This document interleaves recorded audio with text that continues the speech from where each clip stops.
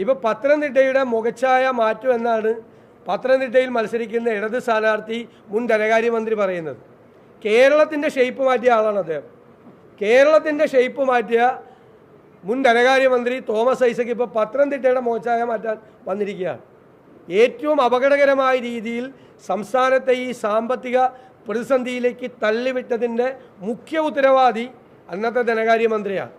അതിനുശേഷം ഈ അപകടത്തിൽ നിന്ന് തിരിച്ച് കരകയറാനുള്ള ഒരു ശ്രമവും ഈ രണ്ടാമത്തെ ഇടതുമുന്നണി മന്ത്രിസഭ നടപ്പാക്കിയില്ല. ഇപ്പോഴും സംസ്ഥാന ഗവൺമെൻറ് ഈ ധനകാര്യ മാനേജ്മെൻറ്റ് കൃത്യമായി പാലിക്കുന്നതിൽ പരാജയപ്പെടുന്നു. ഞങ്ങൾ പറഞ്ഞതുപോലെ നികുതി പിരിവിൽ പരാജയപ്പെട്ടിരിക്കുന്നു, അതുപോലെ തന്നെ ദുർച്ചെലവ് നിയന്ത്രിക്കുന്നതിൽ പരാജയപ്പെട്ടിരിക്കുന്നു, അഴിമതി തടയുന്നതിൽ പരാജയപ്പെട്ടിരിക്കുന്നു. കൊടിയ അഴിമതിയും ദുർച്ചെലവും നികുതി പിരിക്കാത്തതുമാണ് ഈ ധനപ്രതിസന്ധിക്കുള്ള ഏറ്റവും പ്രധാനപ്പെട്ട കാരണം. ശമ്പളം കൊടുക്കാൻ കഴിയുന്നില്ല, 55 ലക്ഷം പേർക്ക് സാമൂഹ്യ സുരക്ഷാ പെൻഷൻ കൊടുക്കാൻ പറ്റുന്നില്ല, 45 ലക്ഷം പേർക്ക് വെൽഫെയർ ക്ഷേമനിധി പെൻഷൻ കൊടുക്കാൻ പറ്റുന്നില്ല, ആശുപത്രിയിൽ മരുന്നില്ല, മാവേലി സ്റ്റോറിൽ സാധനമില്ല, KSRTC പൂട്ടാൻ പോകുന്നു, വൈദ്യുതി ബോർഡ് പ്രതിസന്ധിയിലായി, മെഡിക്കൽ സർവീസസ് കോർപ്പറേഷൻ പ്രതിസന്ധിയിലായി. കേരളം ഇതുവരെ കാണാത്ത തരത്തിൽ പദ്ധതി ചെലവ് ഇന്ന് ഏപ്രിൽ 2-ാം തീയതിയാണ്. മാർച്ച് 31-ാം തീയതി പൂർത്തിയായപ്പോൾ കേരളത്തിൻ്റെ പദ്ധതി ചെലവ് 65% കണക്കിൽ, 50% പോലും പദ്ധതി ചെലവില്ല, ബാക്കി ബുക്ക് അഡ്ജസ്റ്റ്മെൻറ്റാണ്. കേരള ചരിത്രത്തിലെ ഏറ്റവും മോശം പദ്ധതി ചെലവാണ് കഴിഞ്ഞ സാമ്പത്തിക വർഷം ഉണ്ടായിരിക്കുന്നത്. മുഖ്യമന്ത്രിയും ധനകാര്യമന്ത്രിയും മൗനം പാലിക്കുകയാണ്. തദ്ദേശ സ്വയംഭരണ സ്ഥാപനങ്ങളെ കഴുത്ത് ഞെരിച്ചു കൊന്നു. 50% പോലും പണം അവർക്ക് കൊടുത്തിട്ടില്ല. 1-ാം ഗഡു മാത്രമാണ് യഥാർത്ഥത്തിൽ കൊടുത്തത്. 2-ാം ഗഡു കൊടുത്തത് 4 മാസം വൈകിയാണ്. പൈസ കൊടുക്കുകയും ഒപ്പം ട്രഷറി ബാൻ ഏർപ്പെടുത്തുകയും ചെയ്തു. അവർക്ക് ചിലവാക്കാൻ പറ്റിയില്ല. 3-ാം ഗഡു കൊടുത്തത് എല്ലാ കാലാവധിക്കും ശേഷമാണ് 3-ാം ഗഡു കൊടുത്തിരിക്കുന്നത്. ഈ ഒരു സ്ഥിതിയാണ് കേരളത്തിൽ ഉണ്ടായിരിക്കുന്നത്, അപകടകരമായ സ്ഥിതി.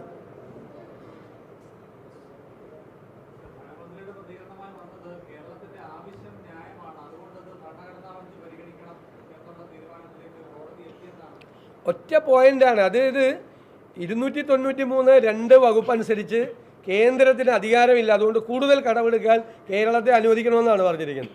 അത് ഇതുവരെ കോടതിയിൽ വരാത്തൊരു കേസായതുകൊണ്ട് അവർ ഭരണഘടനാ ബെഞ്ചിന് വിട്ടു എന്ന് മാത്രമേ ഉള്ളൂ. അത് അനുവദിച്ചാലുള്ള സ്ഥിതി എന്താ? എൻ്റെ ചോദ്യം അതാണ്. അല്ല, സർക്കാർ തിരിച്ചടി, സർക്കാർ എന്ത് നേട്ടം ഉണ്ടായത്? ഇപ്പോൾ പോയിട്ട് എന്താ? ഞാൻ പൂർത്തിയാക്കാൻ സമ്മതിക്കും, ഞാൻ പൂർത്തിയാക്കട്ടെ. ഞാൻ പറഞ്ഞത്, ഇനി ഭരണഘടനാ ബെഞ്ചിൽ പോയി കേരളത്തോട് കൂടുതൽ കടമെടുക്കാൻ പറഞ്ഞെന്ന് വിചാരിച്ചിരിക്കും. കേരളം എവിടെ എത്തി? എന്തായിരിക്കും അതിൻ്റെ ഔട്ട്കം? എന്തായിരിക്കും? 4 ലക്ഷം കോടി രൂപയിലേക്ക് കേരളത്തിൻ്റെ പൊതുകട എത്തിയിരിക്കുകയാണ്. അതായത് കടമെടുപ്പിൻ്റെ പരിധിയും കഴിഞ്ഞ് കേരളം കടമെടുത്തുവെന്ന് സുപ്രീം കോടതി പറഞ്ഞിരിക്കുകയാണ്.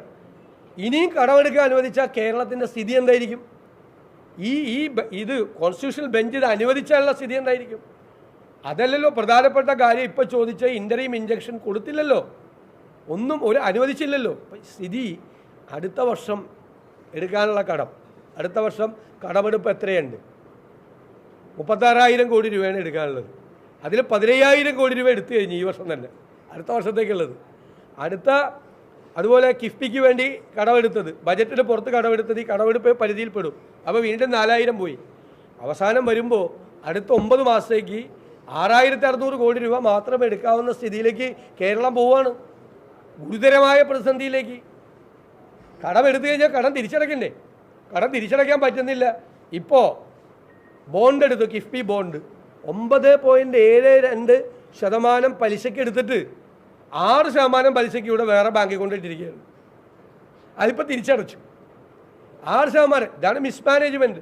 എത്ര കോടി രൂപ നഷ്ടപ്പെട്ട അതിലൂടെ? ലോകത്തിലെ ഫിനാൻസ് മാർക്കറ്റിൽ, ഇന്ത്യൻ ഫിനാൻസ് മാർക്കറ്റിൽ കുറഞ്ഞ പലിശയ്ക്ക് കടം കിട്ടുന്ന സ്ഥിതി വന്നപ്പോൾ അതെടുക്കാതെയാണ് അന്നത്തെ ധനകാര്യമന്ത്രിയുടെ നേതൃത്വത്തിൽ അന്നത്തെ ഗവൺമെൻറ് ഈ ബോണ്ട് എടുക്കാൻ പോയത്, മസാല ബോണ്ട് എടുക്കാൻ പോയത്. 9.72% പലിശയ്ക്ക് ലോകത്താരയിൽ എടുക്കുമോ? ഞങ്ങളന്ന് അതിനെ എതിർത്താണ്.